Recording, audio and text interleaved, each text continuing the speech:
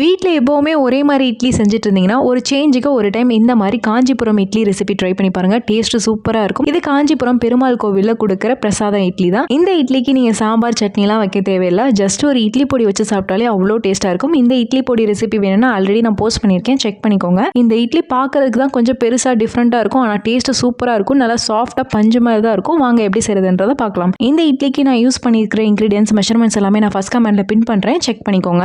இப்போ இதுக்கு ஃபர்ஸ்ட் ஒரு கப் அளவுக்கு பச்சரிசி எடுத்துக்கோங்க. 3/4 கப் அளவுக்கு உளுந்து ஆட் பண்ணிக்கலாம். 1/2 டீஸ்பூன் அளவுக்கு வெந்தயம் ஆட் பண்ணிட்டு இதை மூணையும் நல்லா அலசி எடுத்துட்டு இதை வந்து ஒரு 3 ல இருந்து 4 மணி நேரம் நல்லா ஊற வச்சு எடுத்துக்கோங்க. இப்போ இது நல்லா ஊறி வந்த பின்னாடி ஒரு தடவை அலசிட்டு கிரைண்டர்லயோ இல்ல மிக்சிலயோ போட்டு நல்லா கொரகொரப்பா அரைச்சு எடுத்து வச்சுக்கோங்க. தண்ணி நிறைய ஆட் பண்ண தேவையில்லை, கொஞ்சம் கொஞ்சமா தண்ணி ஆட் பண்ணி நல்லா கெட்டியா அரைச்சு எடுத்து வச்சுக்கோங்க. அதுக்கப்புறம் தேவைன்னா தண்ணி ஆட் பண்ணிக்கலாம். இந்த இட்லிக்கு மாவு வந்து கொஞ்சம் கொரகொரப்பா தான் இருக்கணும். இப்போ 1/2 டீஸ்பூன் அளவுக்கு கல்லுப்பு நான் ஆட் பண்ணிக்கிறேன். ஆட் பண்ணிட்டு நல்லா மிக்ஸ் பண்ணிக்கோங்க. இப்போ இதை வந்து ஒரு 7 ல இருந்து 8 மணி நேரம் நல்லா ரெஸ்ட் விட்டுறலாம். இது நல்லா ஃபெர்மெண்ட் ஆகி வந்த பின்னாடி அதுக்கப்புறம் இட்லி சுட்டுக்கலாம். இப்போ வந்து பாத்தீங்கன்னா 7 மணி நேரம் கழிச்சு எடுத்துட்டு வந்தாச்சு. நல்லா வந்து மிக்ஸ் பண்ணிக்கோங்க. இப்போ 1 டேபிள் ஸ்பூன் அளவுக்கு இடிச்சு வச்ச சீரகம் ஆட் பண்ணிக்கலாம். அதே மாதிரி இடிச்ச மிளகு வந்து 1 டேபிள் ஸ்பூன் அளவுக்கு ஆட் பண்ணிக்கலாம். கொஞ்சமா கருவேப்பிலை கட் பண்ணி ஆட் பண்ணிக்கோங்க. அதுக்கப்புறம் 1 டீஸ்பூன் அளவுக்கு சுக்கு பொடி ஆட் பண்ணிக்கலாம். 2 டேபிள் ஸ்பூன் அளவுக்கு கடலெண்ணெய் இல்லைனா நல்லெண்ணெய் ஆட் பண்ணிக்கலாம். ஒரு 1/4 டீஸ்பூன் அளவுக்கு பெருங்காயத்தூள் ஆட் பண்ணிக்கோங்க. நான் ஆட் பண்ண மறந்துட்டேன். இப்போ இதெல்லாமே ஆட் பண்ணி நல்லா மிக்ஸ் பண்ணிக்கோங்க. இப்போ வந்து ஒரு டம்ளர் இல்லைனா ஒரு கிண்ணம் இல்லைனா சம்படம் எடுத்துக்கோங்க. இப்போ இந்த இட்லி செய்யறதுக்கு மந்தார இலை எடுத்துக்கோங்க. என்கிட்ட மந்தார இலை அப்போதைக்கு இல்லை, அதனால நான் வாழை இலை யூஸ் பண்ணிருக்கேன். உங்ககிட்ட மந்தார இலை இருந்தா அதை யூஸ் பண்ணிக்கோங்க. இலைய சிலிண்டர் மாதிரி ரெடி பண்ணிட்டு அதுல வந்து நம்ம ரெடி பண்ணி வச்சிருக்க இட்லி மாவை வந்து ஆட் பண்ணிக்கலாம். உங்ககிட்ட வாழை இலையும் இல்லைனா இந்த மாதிரி எண்ணெய் வந்து ஜஸ்ட் வந்து கிண்ணத்துல அப்ளை பண்ணிட்டு அதுல வந்து நம்ம இட்லி மாவை ஆட் பண்ணிக்கலாம். இப்போ உங்களுக்கு எவ்வளவு இட்லி வேணுமோ அந்த அளவுக்கு வந்து பாத்திரத்துல ரெடி பண்ணி வச்சுக்கோங்க.